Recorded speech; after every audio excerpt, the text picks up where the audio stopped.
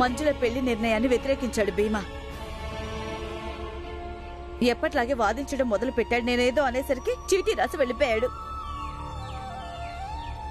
ఇలాంటివన్నీ జరుగుతూనే ఉంటాయిలే. సామాన్లన్నీ సిద్ధంగా ఉన్నాయి. మనం తొందరగా ఇంట్లోంచి బయలుదేరాలి, లేకపోతే ఆలస్యం అయిపోతుంది.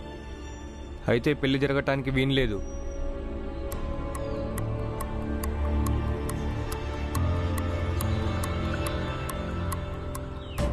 ఏమన్నా? ఒకవేళ భీమి పెళ్లి తప్పని చెప్పాడంటే అది తప్పే అవుతుంది. వాడు బాగా ఆలోచించానుంటాడు. అంటే ఏంటి, మేమంతా తప్ప? మీ తమ్ముడు భీమరావు ఒక్కడే ఒప్పా? కాదమ్మా, అంటే మీరు తప్పో ఒప్పో నాకు అది తెలియదమ్మా. కానీ భీమరావు మాత్రం రైట్. నాకు వాడి మీద నమ్మకం ఉంది. నేను కూడా ఈ పెళ్లికి వ్యతిరేకమే. నేను ఈ పెళ్లి జరగనివ్వను. వదినా,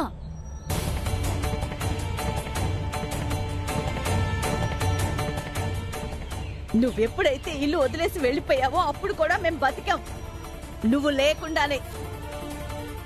ఇప్పుడు ఎందుకు వచ్చావు? తప్పులు నేర్పించడానికా? అయితే వెళ్ళిపో, తిరిగి వెళ్ళిపోరా. ఇక మీరందరూ ఒక సంగతి గుర్తు పెట్టుకోండి. పిల్లలు ఎంత తెలివైన వాళ్ళైనా అయ్యుండొచ్చు కాక, కానీ తల్లిదండ్రులు బతుకున్నంతకాలం వాళ్లే నిర్ణయం తీసుకుంటారు. నేను ఈ పెళ్లి చేయాలనుకుంటున్నాను. మీ నాన్న కూడా పెళ్లి ఇష్టమే. అది కాదమ్మా. నీకంత బాధగా ఉంటే మళ్ళీ ఇంట్లో నుంచి వెళ్ళిపోవచ్చు.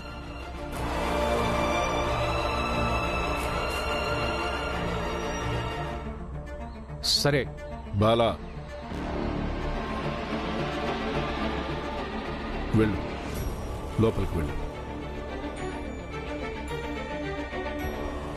పదండి, ఆలస్యం అవుతుంది. నువ్వు పదో దిన రా మంజుల, తొందరగా రండి.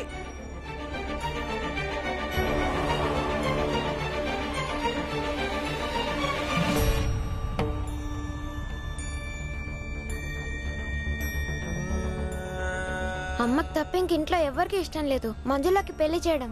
నాన్న చాలా నచ్చి చెప్పాడు, కానీ అమ్మ అసలు భీమ్ మాట నాన్న మాటే వినలేదు. ఇంకా మన మాట ఎక్కడ వింటుంది చెప్పు? మరి ఏం చేద్దాం ఆనంద్? అసలు మంజుల పెళ్లి అలా ఎలా జరగనిస్తాం మనం? నేనేం చెప్పను అన్నయ్య, భీమ్ ఉంటే ఏదో ఒక ఉపాయం ఆలోచించేవాడు. అసలు ఈ భీమ్ ఎక్కడికి వెళ్ళి ఉంటాడు?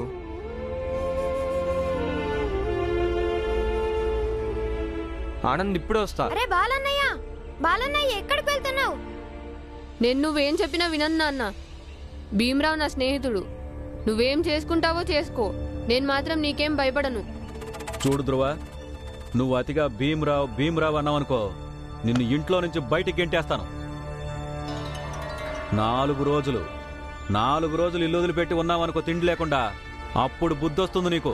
అలా ఎలా నన్ను ఇంట్లో నుంచి బయటికి గెంటేస్తావు? ఈ ఇంట్లో నాకు కూడా భాగం ఉంది. ఎప్పుడు చూడు ఇంట్లో నుంచి గెంటేస్తానని బెదిరిస్తుంటావు నన్ను. చూస్తాను నువ్వెలా గెంటేస్తావో నన్ను. నువ్విలా మర్యాదగా చెప్తే వినవురా? ఉండు, నిన్నిప్పుడే తిన్నగా చేస్తా.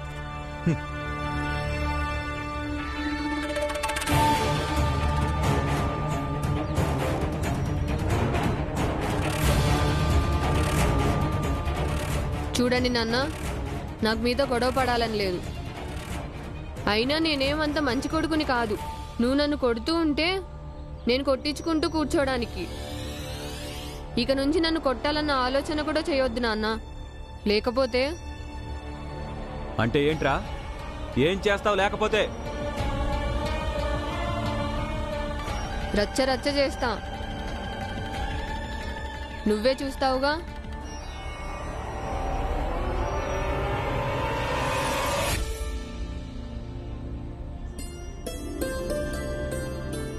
ఆ అమ్మాయి చాలా అందంగా ఉంది. మా అబ్బాయికి ఈడు జోడు బాగుంటుంది. పెళ్లికి ఎప్పుడు సరిజోడి ఉండాలి, అప్పుడే బాగుంటుంది. మాది కూడా మంచి కుటుంబమే. ఇక వియ్యంకుడి గారు కూడా సైన్యంలో రిటైర్డ్ ఎంప్లాయ్. డబ్బు గిబ్బు కూడా దండిగానే ఉండొచ్చు.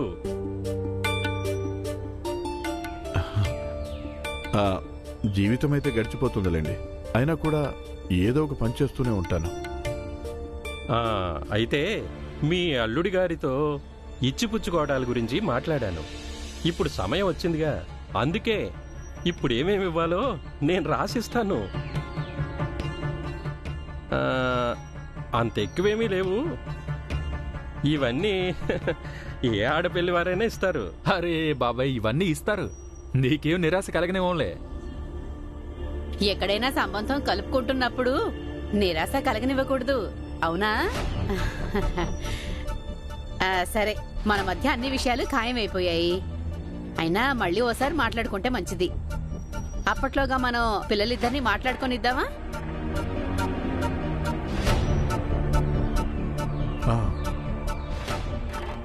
వెళ్ళు. వెళ్ళు వెళ్ళు వెళ్ళు. పిల్ల బాగుంది, ముఖంలో కళ ఉంది.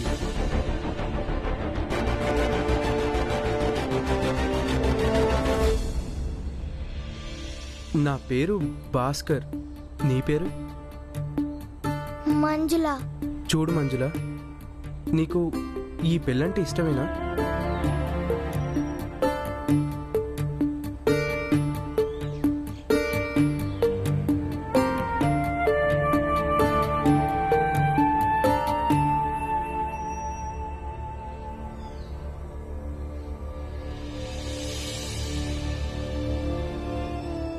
ఇష్టమే.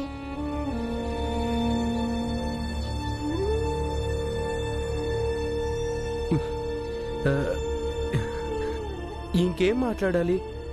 నాకేమీ తెలియటం లేదు. నువ్వే ఏదైనా మాట్లాడు. నేనేం మాట్లాడను. అయితే వెళ్దామా?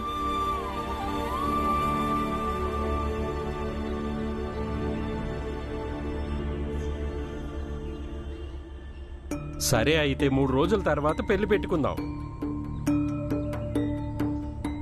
తప్పకుండా. ఇది చాలా మంచి విషయం. పెళ్లి ఎంత తొందరగా అయిపోతే అంత మంచిది. అన్నట్టు ఆ కాగితంలో రాసింది ఏమైనా సరిగ్గా అర్థం కాకపోతే అప్పుడు మీరు నన్ను అడగండి.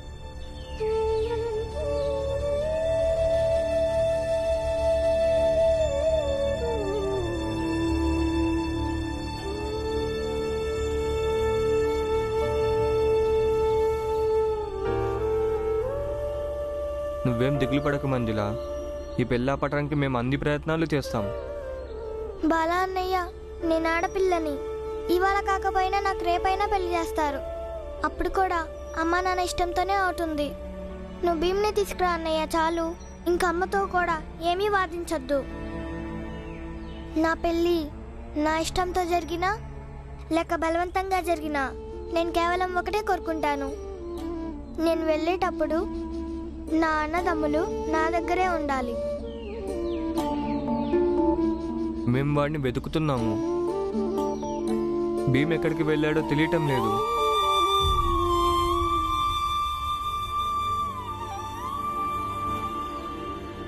వీటికి చాలా డబ్బు ఖర్చు అవుతుంది. ఇంత డబ్బు ఇప్పుడు ఎక్కడుంది? పోనీ ఏదైనా సాకు చెప్పి ఈ పెళ్లి కొన్ని రోజులు వాయిదా వేద్దాం. పెళ్లి వాయిదా వేయడానికి కాదు, ఎగ్గొట్టడానికి సాకులు వెతుకుతున్నారు మీరు. ఆడపిల్లల పెళ్లి ఎప్పుడు చేసినా కూడా డబ్బులు బాగా ఖర్చు అవుతాయి. అయినా అన్ని ధరలు పెరుగుతున్నాయి. డబ్బులు ఏర్పాటు చేద్దాం. కానీ భీమాబాయ్, ఎవరి దగ్గరైనా అప్పైనా తీసుకుందాం, కానీ పెళ్లి మాత్రం జరుగుతుంది. అత్త సరిగ్గానే చెప్పింది.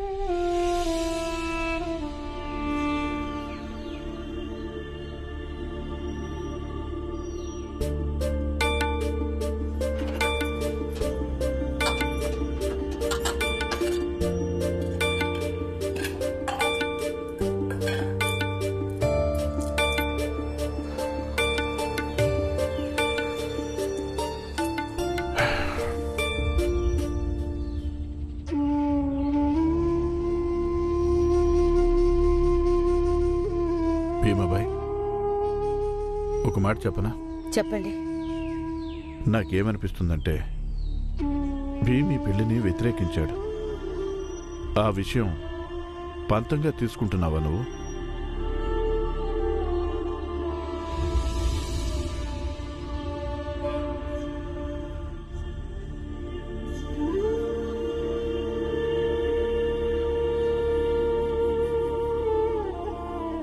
అదేంటంటే భీమాబాయ్, కొన్నిసార్లు కొన్ని విషయాలు ఎక్కడో మొదలవుతాయి, అవి పెరిగి పెరిగి ఇంకెక్కడికో దారితీస్తాయి.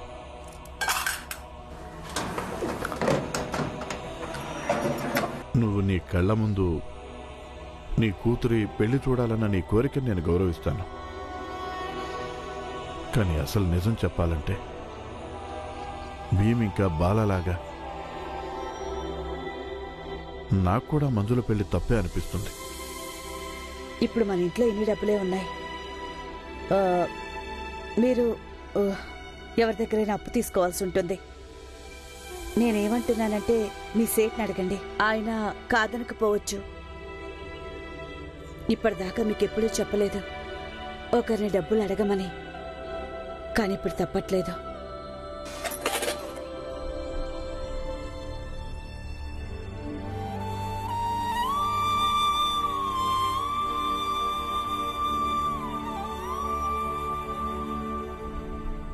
ఏమండి ఏమండి,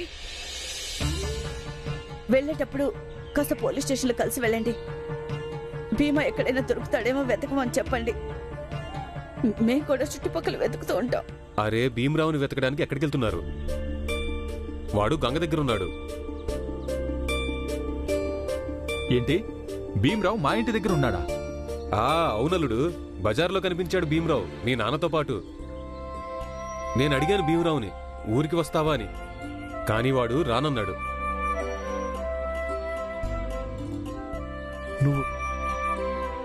నువ్వు చెప్పేది నిజమేనా తమ్ముడు? అదేంటి రామ్జీ అన్న, నేను అబద్ధం ఎందుకు చెప్తాను? మీరందరూ బాగా కంగారు పడుతున్నారని నాకు అనిపించింది, అందుకే వచ్చి చెప్తున్నాను. సరే అన్న, ఇక నేను వెళ్తాను. మన భీమ్ పోనీలేండి, ఇప్పుడు భీమా ఎక్కడున్నాడన్న దాని గురించి దిగులు లేదు. ఇప్పుడు మనందరం కలిసే పెళ్లి ఏర్పాట్లు మొదలు పెడదాం. లేదమ్మా, అదే వాడు ఎక్కడికన్నా తెలియని చోటుకు వెళ్ళుంటే ఇప్పుడు వాడితే పెద్ద తప్పు అవుతుంది. కానీ వాడు గంగక్క దగ్గరికి వెళ్ళాడు, ఎందుకంటే వాడికి తెలుసు వాడు వెళ్ళిపోయిన తర్వాత అందరు కంగారు పడతారని. ఒకవేళ వాడు గంగక్క దగ్గరికి వెళ్తే అప్పుడు ఆ విషయం మీకు ఎలాగూ తెలుస్తుంది.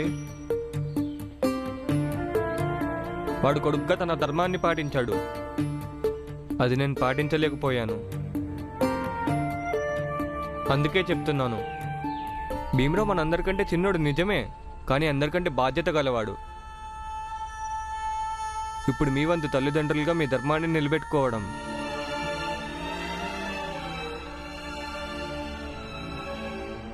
భీమరావు ఆచూకీ తెలియకపోతే వాడి వ్యతిరేకత బలహీనమయ్యేది, కానీ వాడి ఆచూకీ తెలిసింది. అందుకని వాడి పక్షాన ఇంట్లో ఉండే ప్రతి ఒక్కరూ ఆ వ్యక్తికి వ్యతిరేకంగా బలంగా నిలబడతారు. మంజుల పెళ్లిని సమర్థించే వాళ్ళకి వ్యతిరేకంగా.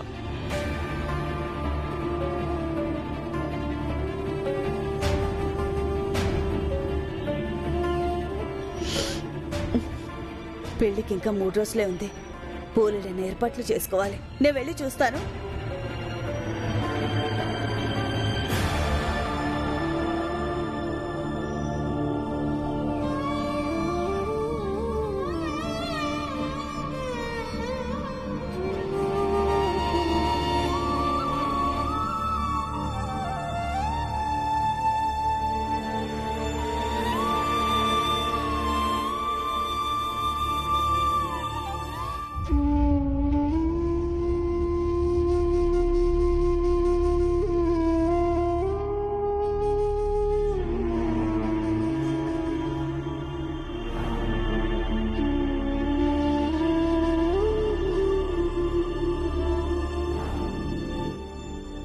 బాలా అన్నయ్య, ఎందుకు ఇలా చేస్తున్నావు? నువ్వు పంతం మానే. నేను ఏదైతే చేస్తున్నానో అది సరైంది. క్షమించు బాలా అన్నయ్య, ఇప్పుడు నువ్వు చేస్తున్నది తప్పు. నువ్వు ఇంటి నుంచి బయటికి వెళ్తే అప్పుడు నేను కూడా నీతో పాటు వస్తాను. భీమ్, నాన్న అలా కోప్పడద్దు. చిన్నప్పటి నుంచి ఈ రోజు దాకా మిఠాయిలు ఎలా పంచుకుంటూ తిన్నామో అలాగే ఈ రోజు రాత్రి చలిని కూడా పంచుకుంటాము. పద అన్నయ్య. మంజుల పెళ్లి నిర్ణయాన్ని వ్యతిరేకించాడు భీమా. ఎప్పట్లాగా వాదించడం మొదలు పెట్టాడు. నేనేదో అనేసరికి చీటీ రాసిపెట్టి వెళ్ళిపోయాడు.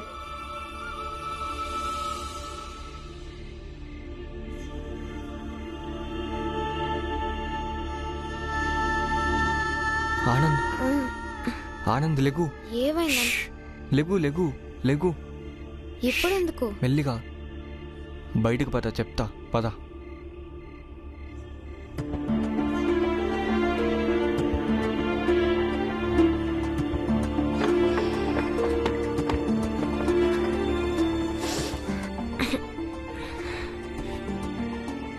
ఏంటన్నయ్య చెప్పు. ఇంత రాత్రి నిద్ర చెడగొట్టి ఇక్కడ తీసుకొచ్చావు. నేను గంగక్క వాళ్ళ ఇంటికి వెళ్తాను. ఏంటి? ఇంత రాత్రి గంగక్క దగ్గరికి వెళ్తావా నువ్వు? అవును ఆనంద్, నా బుర్రేమీ పనిచేయడం లేదు. నేను భీమ్ని ఇంటికి తిరిగి రమ్మని చెప్పి వస్తాను ఆనంద్. భీమ్ ఇంటికి తిరిగి వచ్చాడంటే అప్పుడు మన మంజుల పెళ్లి ఆగిపోతుంది. కానీ ఇక్కడ ఎవరికైనా తెలిసిందంటే నువ్వు భీమ్ని కలవడానికి వెళ్ళావని పెద్ద సమస్య అయిపోతుంది. అందుకేగా నేను లేపింది. చూడు ఆనంద్, నేను మళ్ళీ మన ఇంటికి తిరిగి వచ్చేదాకా ఎక్కడికి వెళ్ళాను ఎవరికి తెలియకూడదు. సరే అన్నయ్య.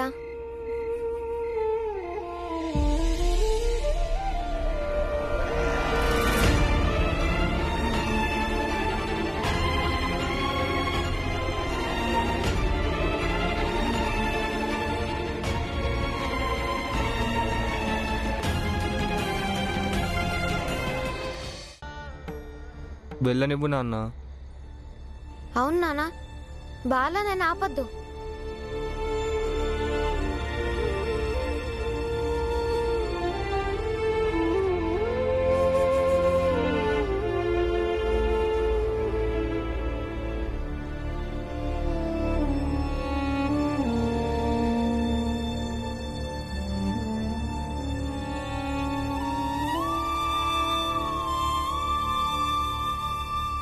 జాగ్రత్తగా వెళ్ళు.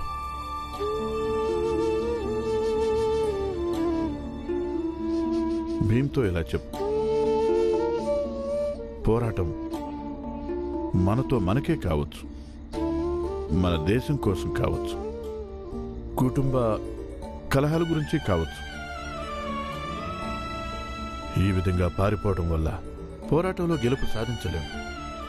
వాడు పారిపోవడం సరైంది కాదు. వాడికి చెప్పు ఇక్కడికి వచ్చి పోరాడమని. వాడి ముందు ఎవరున్నా సరే, తన తండ్రి ఉన్నా, తన అక్కలు ఉన్నా, కుటుంబం మొత్తం ఉన్నా సరే, ఒకవేళ ఆఖరికి గెలిచాడనుకో, అప్పుడు విజేత. ఇక ఒకవేళ ఓడిపోతే అప్పుడు ఓటమిని స్వీకరించాలి.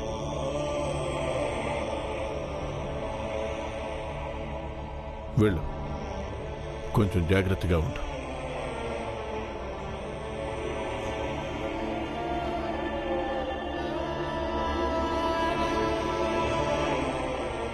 ఇప్పుడు భీమ్ వస్తాడు, ఇంకా మంజుల పెళ్లి జరగనివ్వడు. అంతే కదా నాన్న? పద, పడుకుందా. చూడాను, ఈ విషయం ఎవరితోనూ చెప్పొద్దు.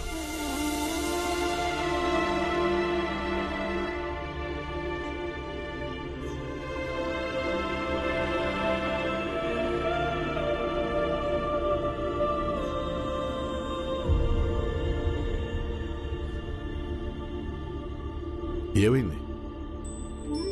నువ్వు నన్ను అలా ఎందుకు చూస్తున్నావు?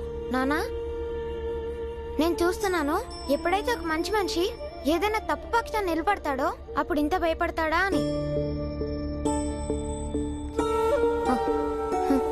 మా నాన్న మాకు మాట్లాడడమే నేర్పించాడు.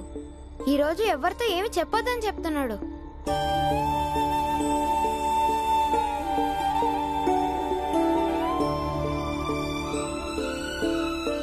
కూర్చో.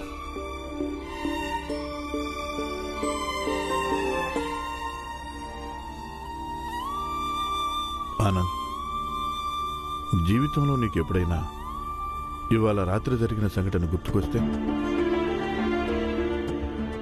అప్పుడు ఇది ఒప్పుకోవడానికి ఏమాత్రం సంకోచించొద్దు. మీ నాన్న తప్పు.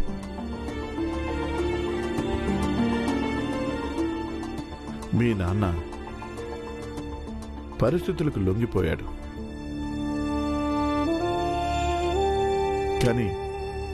కానీ నువ్వు దీన్ని నీ జీవితంలో ఒక పాఠంలాగా తీసుకో. ఎందుకంటే రేపు నువ్వు పెద్దవాడివయ్యాక తప్పుల విషయంలో ఇలాంటి నిస్సహాయ పరిస్థితుల్లో మీ నాన్నలాగా బలహీనపడద్దు.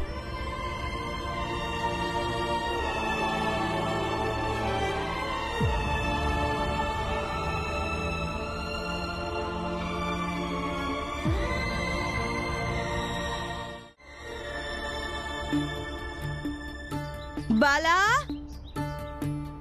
ఈ బాలా ఎక్కడికి వెళ్ళాడు? బాలా, బాలా ఎక్కడికి వెళ్ళాడు? ఇంత ఏంటి, పొద్దున్నే? ఏమైందమ్మా? వినపడలేదా? బాలా ఎక్కడున్నాడు? ఉదయం నుంచి కనిపించట్లేదు. కొంపదీసి వాడు మళ్ళీ పారిపోయాడేమో.